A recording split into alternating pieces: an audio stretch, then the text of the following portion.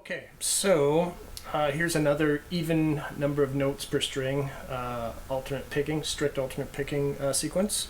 I find it useful. It enables me to use a 3 note per string scale without having to, have a really big and huge fingering kind of thing. It's simple, so it's easy to remember, and it's quick. The picking is always works out, so there's not really too many tangles. Honestly, the left hand will be the biggest problem. So the sequence is this. So we've got C, D, E, and then D. So basically you're going up 3 notes, then back 1. Okay, we're in the key of C major, so we do the same thing on the next string. Same thing on the next string. Same thing. And then descending, it's, we'll say F, E, D, E. So picking strokes are up, down, down. So I'm a downstroke escape player, so I'll be escaping on a downstroke. If you are an upstroke escape player, as per the Troy Grady cracking the code naming conventions, then you just flip it around. Start on a downstroke and escape on an upstroke kind of thing.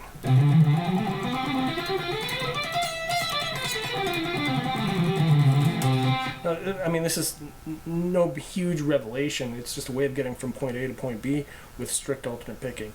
There's, of course, just playing a 3 note per string scale and only alternate picking it can be tricky. There's, the first 2 strings work out okay. I got down, up, down, so I escaped. Now on the next string, I've got up, down, up. Oh no, I'm stuck underneath that string. So I've got to find some way to get either through that string, or I've got to do a hammer-on or a sweep or some other thing. So, and really for, I guess, the end result being able to just play a scale that ascends and descends, it's a lot of work for, something that's not really that useful. It's just a scale, right? So this guy here, I mean, I can skip strings using the exact same idea.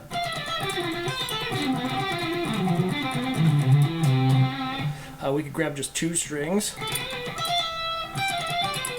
kind of ascend 2 strings, and then descend.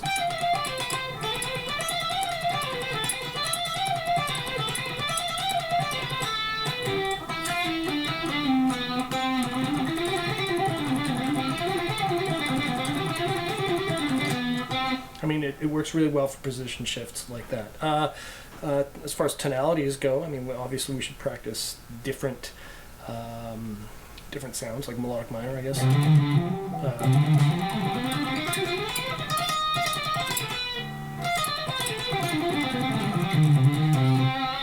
Right? Or harmonic minor.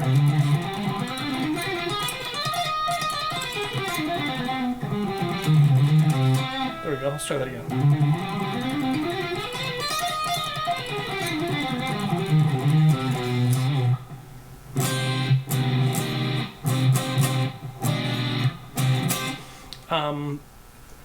So I guess single string stuff could definitely come into play here as well too.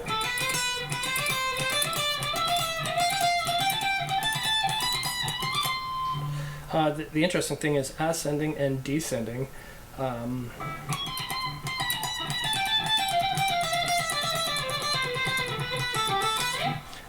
Both ways, you're going to start on the same note that you end with, so it's going to sound like you've got a repeating note in that sequence. Well, I mean, not just sound like it, that is happening.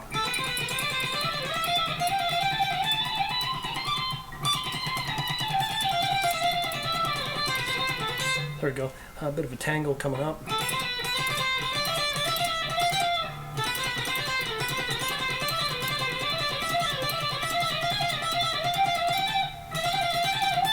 Couldn't decide if I wanted to play a G sharp or that G. Let's try it with the G sharp.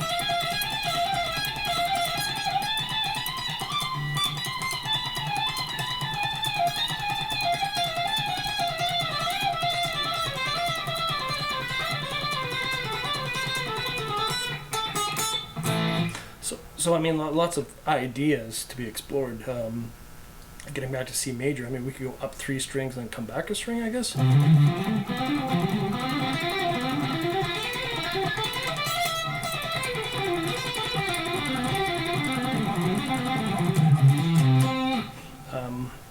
it's a neat sound. And again, like mentioned before, string skipping.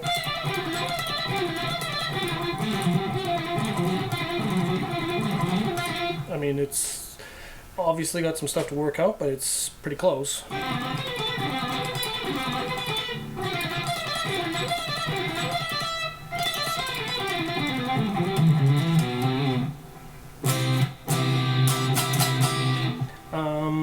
Chromatic ideas.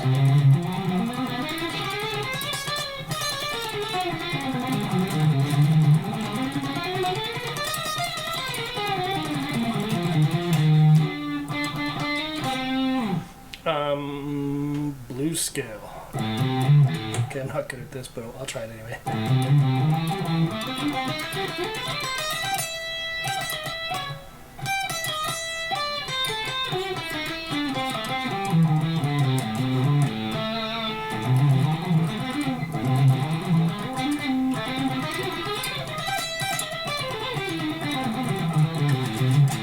So I mean, even when it's rough, I mean the picking never changes.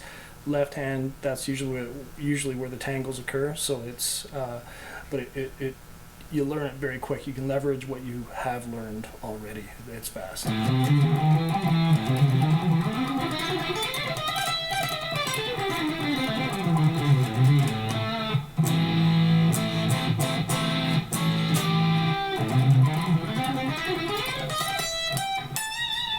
So I have my in handy for, you know, I guess blues settings where you need to shred.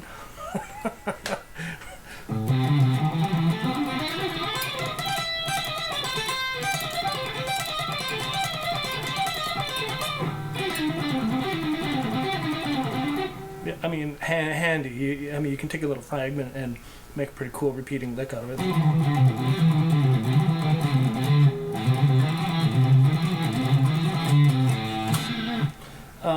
So I guess pentatonic ideas, we could do that. I mean, pentatonics already have 2 notes per string, but you know, because of the tracking, even though it's an even number of notes per string, I mean, you pick those 2 notes pretty quickly, and then you have to get to the next string. It's tough to learn to, you know, do that quickly, and you know, with everything coordinated. So we could take, you know, like that's E minor pentatonic.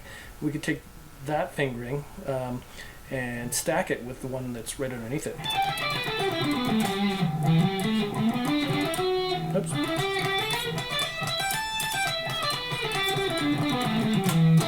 Something like that. And then do the same. I mean, the problem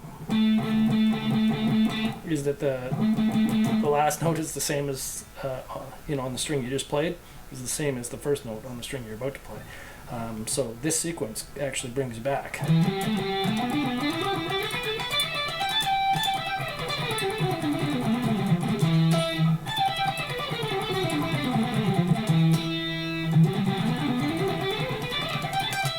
Right, and any of those other ideas, like, you know, just doing 2 strings.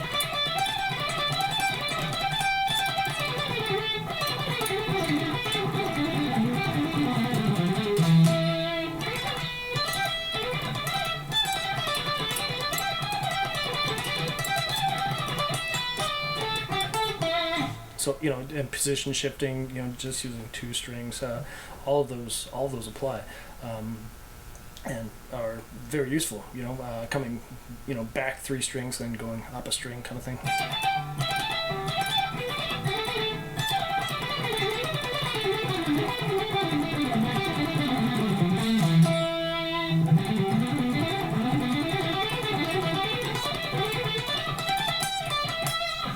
And you know, while you're working on all your other stuff, you know, this simple, easy thing, it sounds pretty good, especially if you know, you use it in context and pepper it with some other, you know.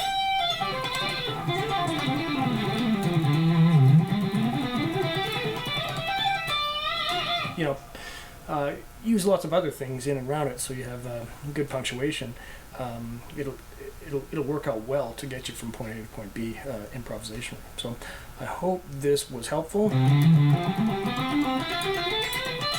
As always, strive for a smooth and easy kind of a pick attack. That's been something that's I've always worked way harder than I should have, honestly. So do it the easy way.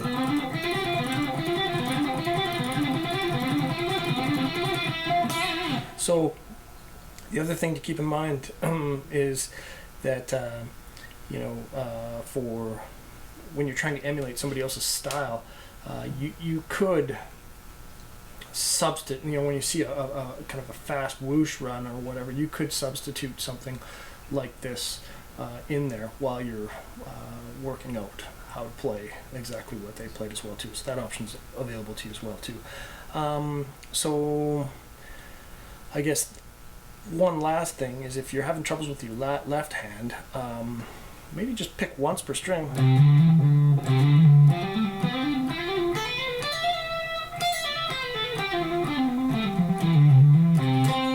And then just have legato hammer-ons.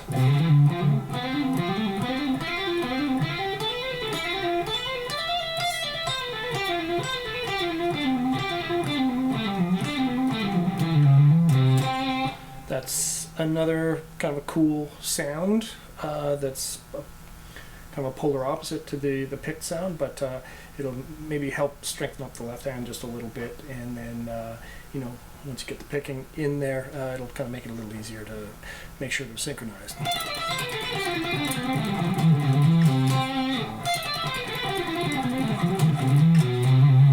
Okay, I hope that's helpful. Have fun, rock on.